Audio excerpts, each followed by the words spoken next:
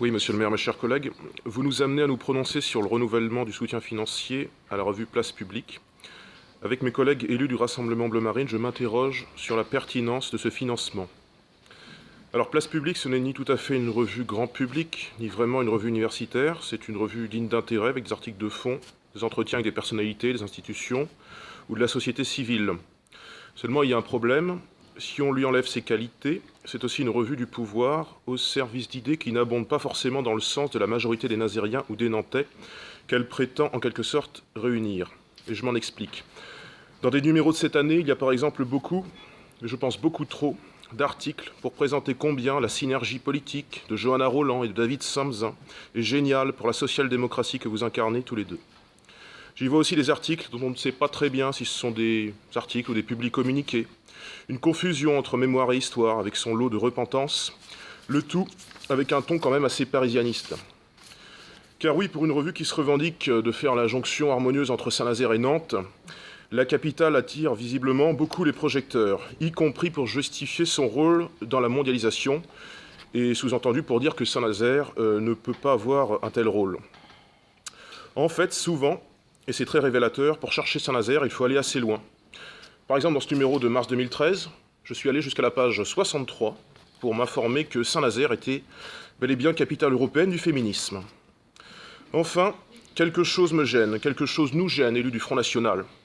Nous qui venons d'une section militante où 95% des membres viennent des classes populaires et moyennes parmi les plus modestes. Je ne sais pas si d'ailleurs vous pourriez en dire autant. Quelque chose me gêne qui est le directoire de cette revue. Cette délibération n'en fait pas mystère.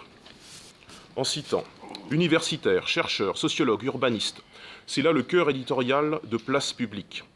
Mais où sont en revanche les artisans, patrons de PME et TPE, responsables syndicaux, d'associations culturelles et sportives, je parle ici de sport populaire, vélo, football, etc., les ouvriers et les fonctionnaires, où diable est l'identité populaire et bretonne d'une grande partie de cette région, et en général, où sont les Nazériens et les Nantais qui représentent beaucoup plus fidèlement, je le pense, un territoire de 350 000 habitants que ces élites sociales les moins nazériennes et les moins nantaises. En attente, Place Publique se laisse feuilleter, mais ça ne nous convainc pas vraiment, et donc les élus Saint-Nazaire Bleu Marine voteront contre cette délibération. Je vous remercie pour votre attention. Merci. Y a-t-il d'autres prises de parole? Merci, monsieur le maire. Quelques questions me brûlent les lèvres, puisque moi aussi, maintenant, j'ai envie de poser des questions par rapport à votre intervention, monsieur, à l'instant. Vous prétendez que 95% des militants de votre parti sont issus des classes populaires. Pouvez-vous nous donner le chiffre en numéraire du nombre de militants de votre parti? Vous prétendez donc que 95% des militants de votre parti ici, à Saint-Nazaire, sont des classes populaires. S'agit-il des militants de Saint-Nazaire ou ceux de Nantes? Quels critères sociaux avez-vous retenus pour définir ce que vous appelez des classes populaires? Les thésards font-ils partie de cette classe?